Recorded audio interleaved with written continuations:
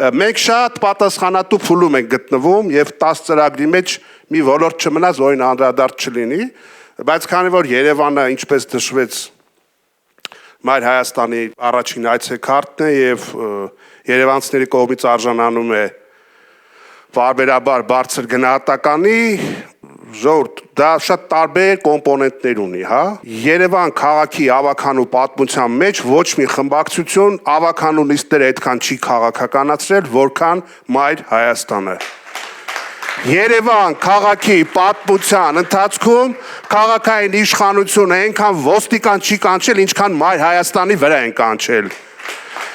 Մայր Հայաստան խմբակցության չափ ոչ մեկ էս իշխանություններին դատարանում դատի չի տվել ու չի հաղթել։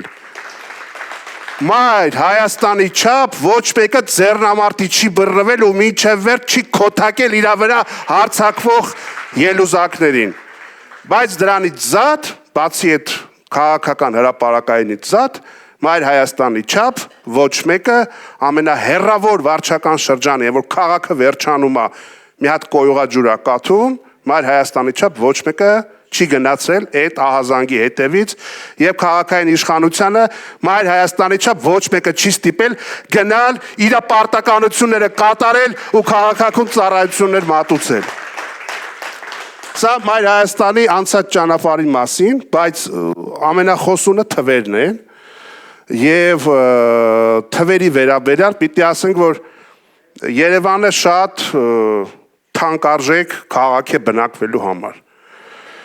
Վերջին միջազգային խորհրդատվական ընկերություններից մեկի հրապարակած հեղինակավոր տվյալներով Երևանում կյանքը ավելի թանկ է,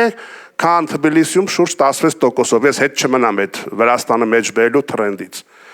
Բայց Երևանում կյանքը թանկ է նաև Բաքվից 31%-ով եւ շատ մոտ է, գրեթե մոտ է Մոսկվային։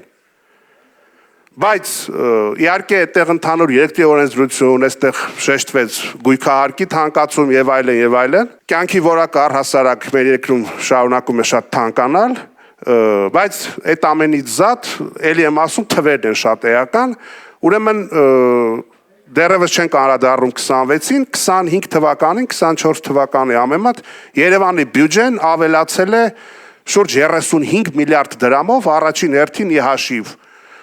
գույքահարկի թանկացման եւ այս անսահման տրվող շինարարությունների։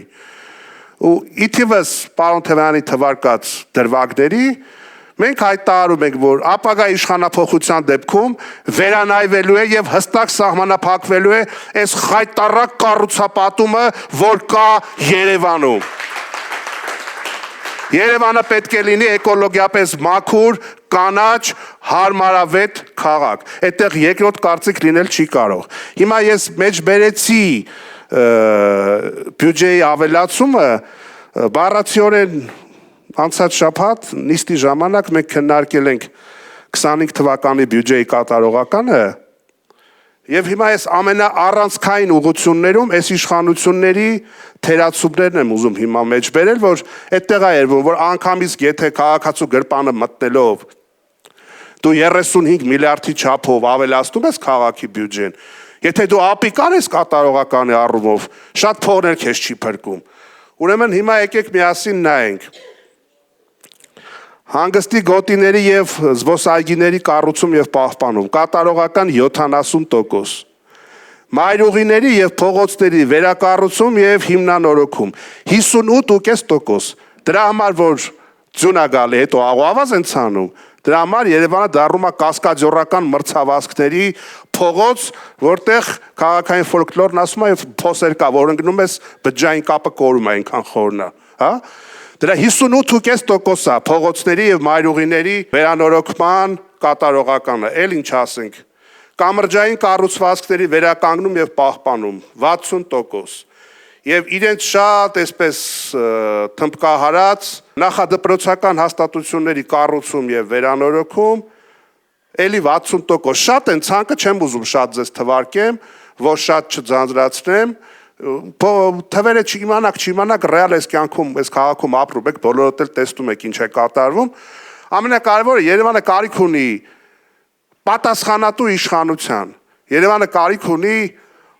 տարական ամոթի զգացողություն ունեցող քաղաքապետի, Երևանը կարիք ունի շինհրապարակներով շրջագայող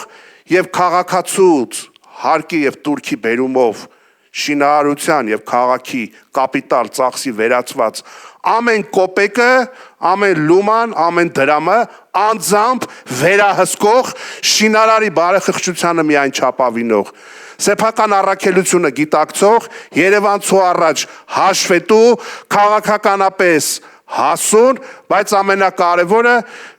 հողին գետնին կպած ոչ թե կաբինետներում լավ պայմաններում կյանքը եւ արտոնությունները վայելող։ Իրոք Երևանը ունի, ինչպես ամբողջ հանրապետությունը,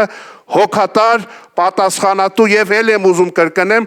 տարական ամոթի զգացողություն ունեցող իշխանության եւ այդ ճանապարհին Մայր Հայաստանը անցած 3 տարում ցույց է տվել, որ որտեղ Մայր Հայաստանը ունի թիմ, այնտեղ կա կոմունիկացիա, այնտեղ կա արդյունք, այնտեղ կա առաջընթաց, այնտեղ կա հաշվետվողականություն եւ այնտեղ կա քաղաքացու հետ ապագայի ծրագրեր կազմելու անսասան ռազմավարություն։ Հաղթանակ բոլորիս, դե առաջ դեպի նոր ժամանակներ։